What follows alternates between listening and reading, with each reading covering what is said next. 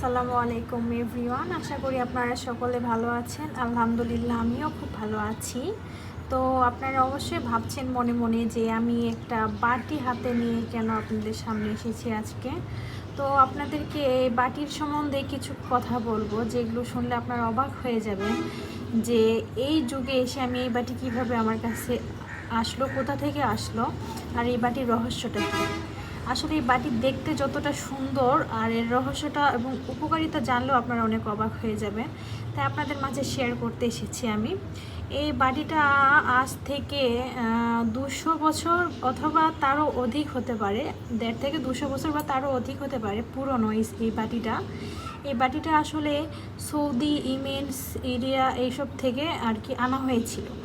আমার মা বলে এই বাটিটা আমার দাদি অর্থাৎ আমার দাদির বাবা, মানে আমার বাবা আর বাবার শ্বশুর আব্বা, উনি গিয়েছিলেন সৌদিতে হজ করার জন্য। তো উনি হজ করতে গিয়ে বাটিটা নিয়ে আসছিলেন। বাটিটা দেখুন আপনারা, এত সুন্দর, মানে এই বাটির মাঝখানে যে নকশা করা আছে এগুলো সমস্তই হাতের কারুকাজ, এগুলো কোনো মেশিন দ্বারা কারুকাজ করা হয় নাই।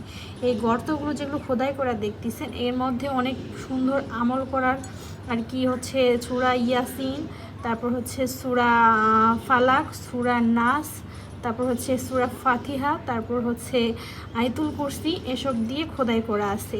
কতটা আশ্চর্যময় এই বাটি, তাই না বলেন? এত সুন্দরভাবে কোরআনের আয়াত এই বাটিতে কীভাবে মানুষজন করেছে, এত বছর পুরনো জিনিস। মানুষের মাথায় আসলে বলতে হয় অনেক বুদ্ধি, তাই না বলেন? আসুন আপনাদেরকে বাটির অপোজিট সাইড দেখাই। দেখেন অপোজিট সাইডও কত সুন্দর সুন্দর নকশা তৈরি করা আছে। মানে কি বলবো, এই বাটিটা আসলে অনেক পুরনো। বাটিটা আমাদের ঘরে আছে। এই বাটিতে ধরে নেন আপনারা যদি কোনো প্রকার অসুস্থ হয়ে পড়েন, পানি নিয়ে বিসমিল্লাহ বলে নিয়ত করে আল্লাহ তাআলাকে স্মরণ করে আপনারা খান, তাহলে ইনশাল্লাহ আপনাদের রোগবালাই দূর হয়ে যাবে। এই বাটির মধ্যে যে পানি নেওয়া হবে সে পানি নিয়ে যদি আপনি নিয়মিত ঘরে বা আপনাদের ব্যবসা বাণিজ্যতে হচ্ছে ছিটিয়ে দেন সকাল সকাল, তাহলে ইনশাল্লাহ আপনার ব্যবসা বাণিজ্য বা ঘরে বরকতময় আর কি হবে।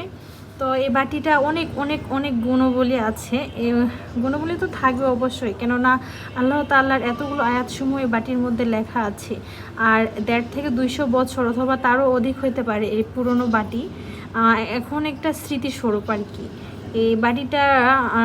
এটা হচ্ছে কাঁসা অথবা কী যেন একটা ধাতব পদার্থ, আমি বলতে পারবো না সঠিক এটা কী দিয়ে বানানো আছে, কেননা আমার দাদার হচ্ছে শ্বশুর আব্বা অনেক দূরের আর কি বিষয়। আমি আমার দাদাকেই চোখে দেখি নাই, সেখানে আমার দাদার শ্বশুর আব্বা ইনি আর কি হজ করতে গিয়ে এটা নিয়ে এসেছিলেন।